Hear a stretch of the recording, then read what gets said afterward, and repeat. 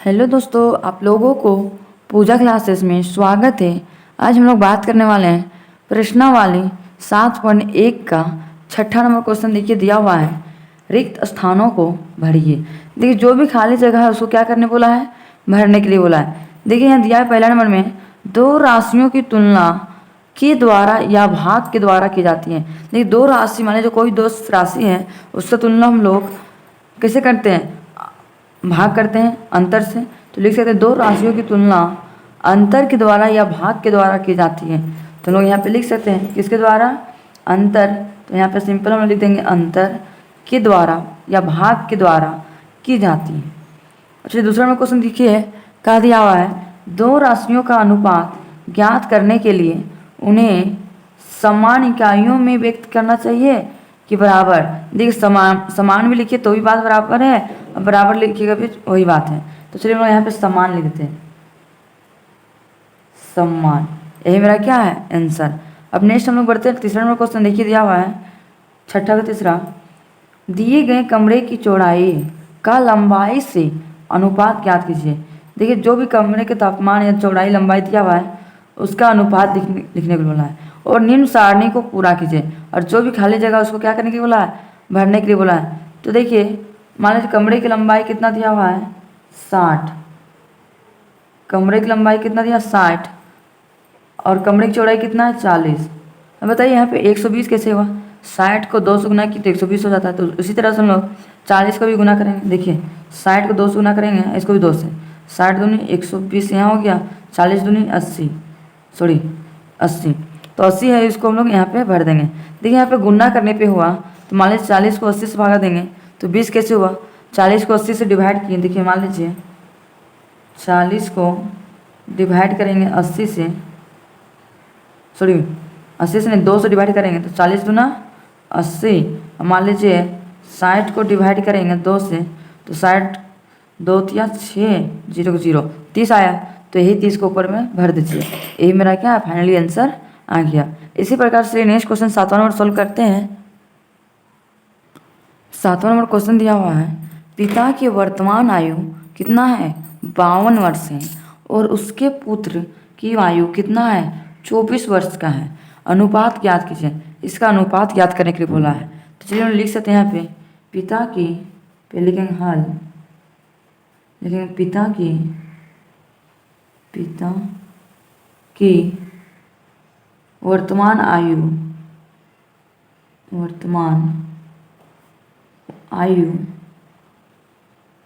कितना है, 52 वर्ष, बराबर 52 वर्ष। नेक्स्ट क्या वाला, उसके पुत्र की आयु 24 वर्ष है। तो लिखेंगे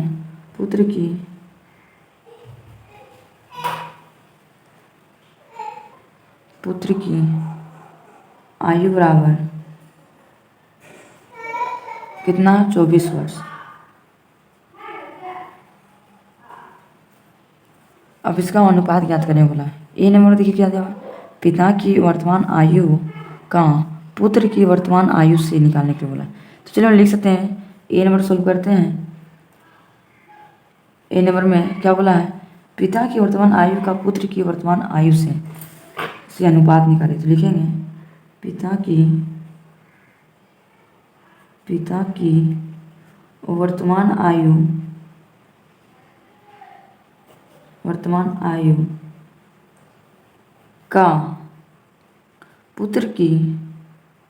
पुत्र की वर्तमान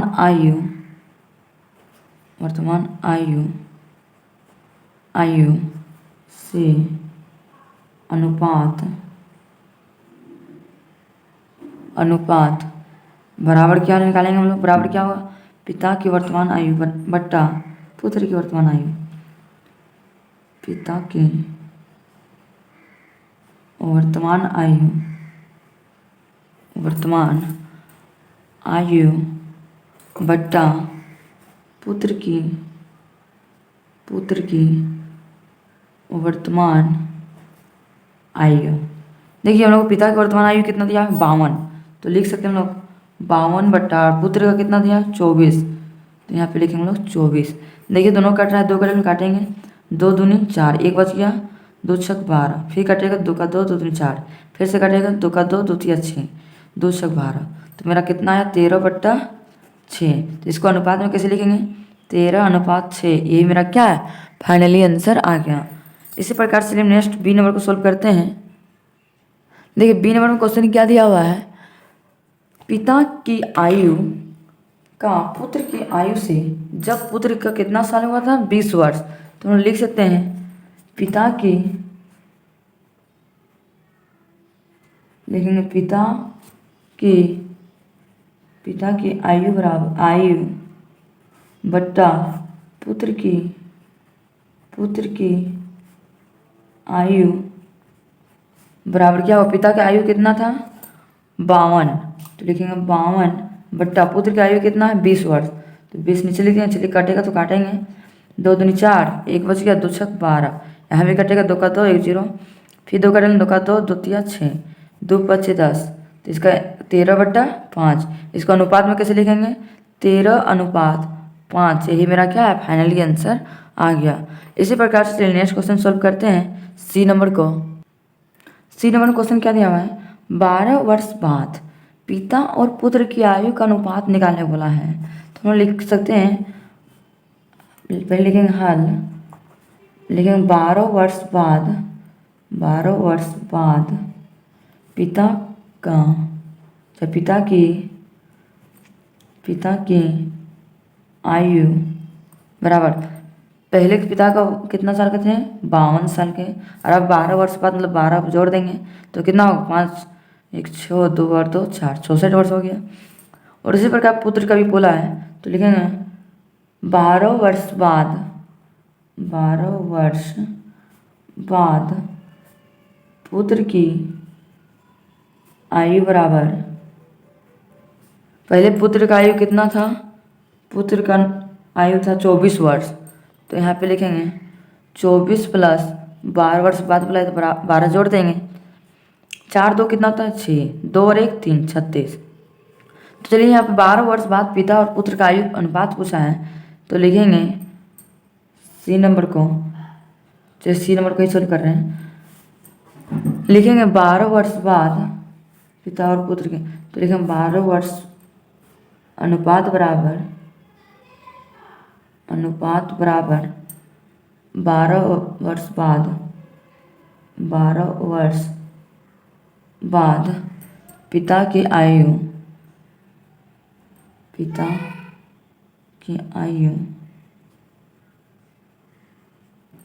बटा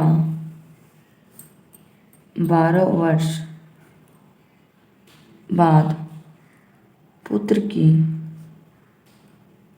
आयु। देखिए 12 वर्ष बाद कितना था 64, तो लिखेंगे 64 बट्टा, अब 12 वर्ष बाद पुत्र की आयु कितना है 36, तो यहाँ पे सिंपल 36 लिख देंगे, यहाँ पे मिस्टेक्स हो गया। देखिए ऊपर नीचे काटेंगे 2 तिया 6 2 दूनी 4, 2 का 2 2 अठी 16, फिर से कटेगा तो काटेंगे, और देखिए फिर से काट रहा है तो फिर से काटेंगे, 2 का टेबल 3 आता है नहीं, उससे कम देखिए 2 का 2 1 बच गया 2 छक 12, यहाँ भी कटेगा 2 9 18 और कटेगा नहीं, तो मेरा आंसर कितना है मान 64 16 और 9, तो यहाँ पर हम लोग लिख सकते हैं 16 बट्टा 9। इसको अनुपात में कैसे लिखेंगे 16 का 16 लिख देंगे अनुपात 9। ये मेरा क्या है फाइनली आंसर आ गया। इसी प्रकार से नेक्स्ट क्वेश्चन सोल्व करते हैं 8वां नंबर क्वेश्चन को। देखिए 8वां नंबर क्वेश्चन दिया हुआ है, आकृति देखकर क्षेत्रफलों का अनुपात ज्ञात कीजिए। देखिए एक आकृति चित्र दिया हुआ है, इसमें देखकर हम लोग छायांकित भाग सॉल्व करने के लिए बोला है अनुपात में। तो पहला नंबर ए नंबर दिया हुआ है छायांकित भाग 1 एवं छायांकित भाग 2 का अनुपात, तो हम लिख सकते हैं, लिखेंगे छायांकित भाग 1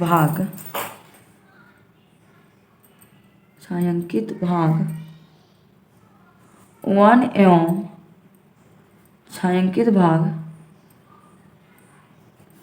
छायांकित भाग 2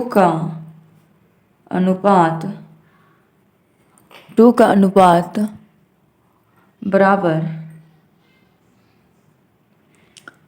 मान लीजिए छायांकित भाग 1 में कितना है, मान लीजिए एक पूरा है लेकिन एक है मतलब 2, मान लीजिए 20 से हम लोग इसको भी देख सकते हैं, तो कितना भाग है यहाँ 2 भाग, तो यहाँ पे लिख सकते हैं हम लोग 2 बट्टा छायांकित भाग 2 में कितना है 1, तो नीचे लिखेंगे 1। तो इसको अनुपात में लिखने बोला है, 2 बटा 1 है तो 2 का 2 लिख देंगे, 2 अनुपात 1। यही मेरा क्या है फाइनली आंसर आ गया। इसी प्रकार से बी नंबर को सोल्व करेंगे।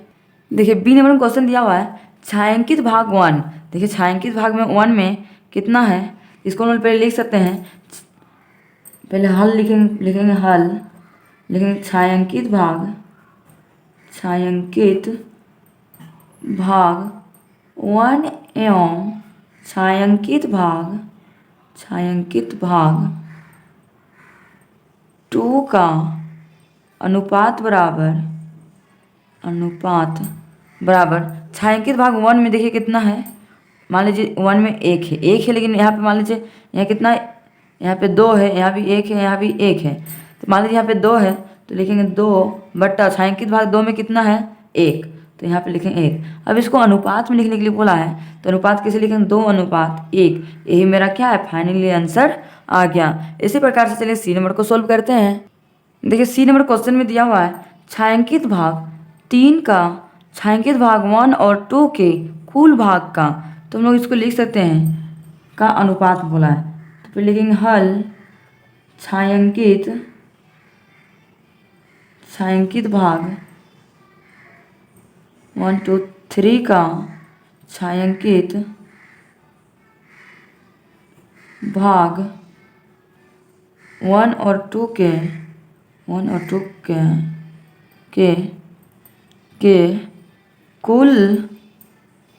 कुल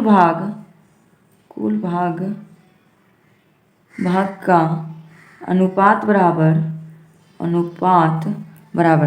देखिए छायांकित भाग 3 में कितना है, 3 में देखिए 1 है तो लिखेंगे 1 बट्टा आई क्या छायांकित भाग 1 में कितना है 2, तो नीचे लिख देंगे 2 प्लस और मतलब क्या था प्लस 2 की कुल भाग 2 में कितना है 1, तो यहाँ पे 1 लिख देंगे। देखिए 1 का 1 हो गया बट्टा 2 और 1 जोड़ेंगे कितना होगा 3, तो इसको अनुपात में कैसे लिखेंगे 1 अनुपात 3। यही मेरा क्या है फाइनली आंसर आ गया। आप लोगों को वीडियो अच्छा लगा होगा, आई होप आप लोग को वीडियो समझ में आ गया होगा, या फिर कोई भी डाउट होगा तो आप लोग डाउट सेशन में ज़रूर कमेंट कीजिएगा। अब हम लोग बढ़ते हैं नेक्स्ट 9वां नंबर क्वेश्चन।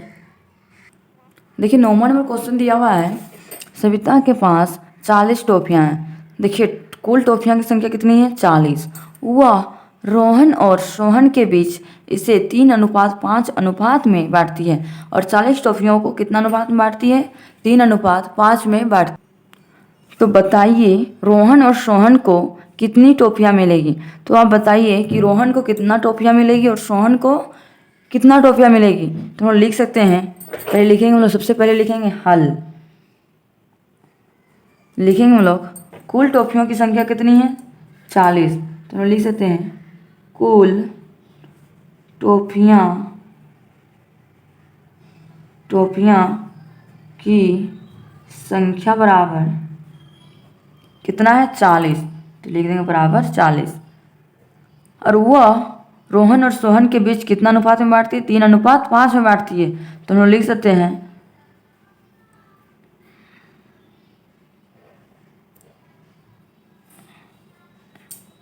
रोहन और सोहन,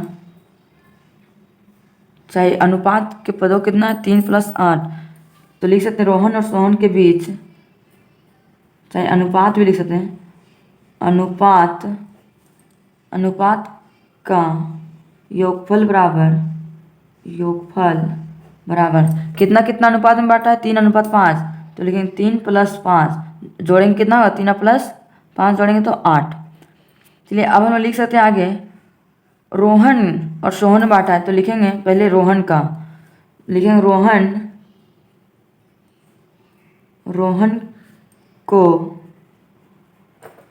को मिलेगी,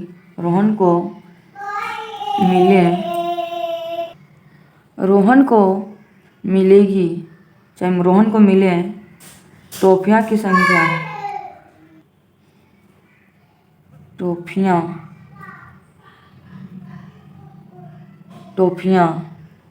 की संख्या बराबर टोटल टॉफी की संख्या कितना था 40, तो लिखेंगे 40 गुना कितना अनुपात मार रहा है 3:5।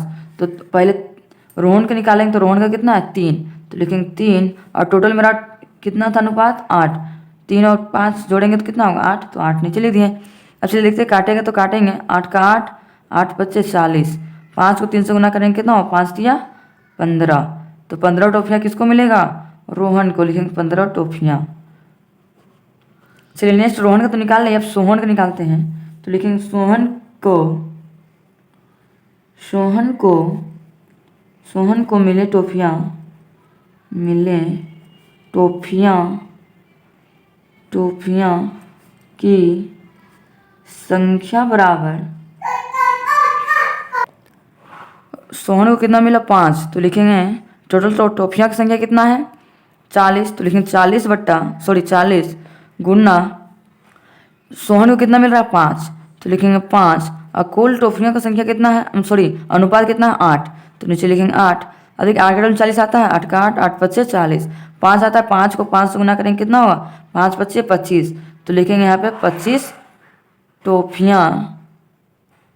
तो हम लास्ट में लिख सकते हैं अतः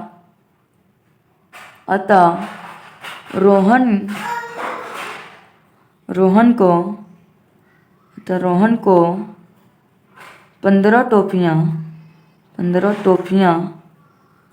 टॉफियाँ तथा सोहन को 25 टॉफियाँ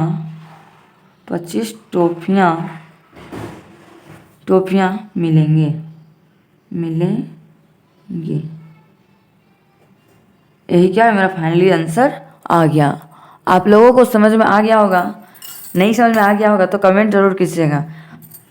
देखिए यहाँ पे रोहन को कितना टॉफी मिल रहा है 15 और सोहन को 25, जोड़ेंगे कितना हो गया 40 टोटल टॉफियाँ, उसको 3:5 में बांट दिया। यही हम लोग क्या है फाइनली आंसर आ गया।